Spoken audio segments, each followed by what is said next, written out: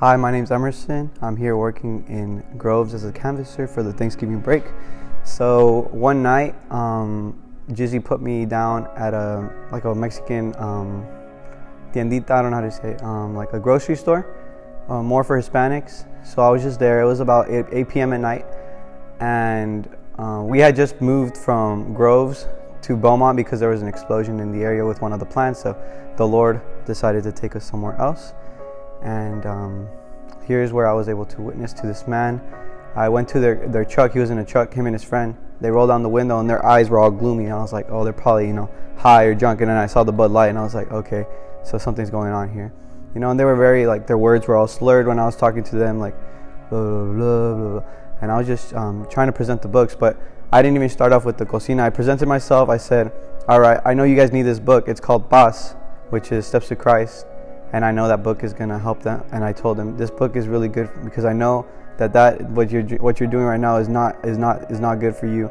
And the guy, he admitted, he agreed with me, because I know not a family member but a friend who has a family member who all they do is drink, and they drink their life away. And I don't see that person is not happy. And when I see people like that, I feel for them because I know they're not happy. So I met base with that guy and I got his phone number and I told him, you want this book, right? He's like, Melo, are you gonna give it to me or are you gonna take it? And I said, I'm gonna give it to you. You just got to put some value on it. So he gave me what he had, and because I don't like to give anything, not necessarily for free, but if you put a penny on it, well then that means it's something for you, right? So he gave me what he had, and I said okay.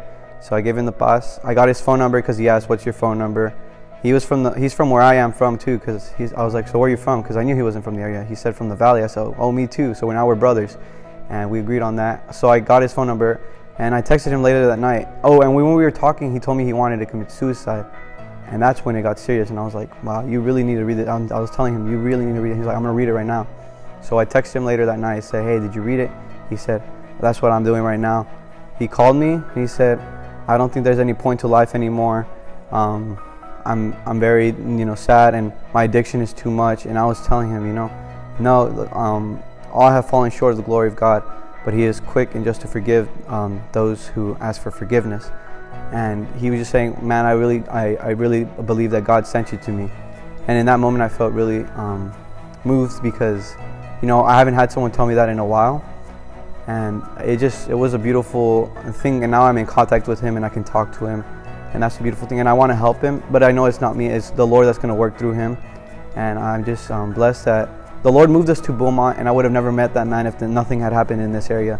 So it's crazy how God puts us in the right places at the right time for the right person, so that we can be used for His glory and honor.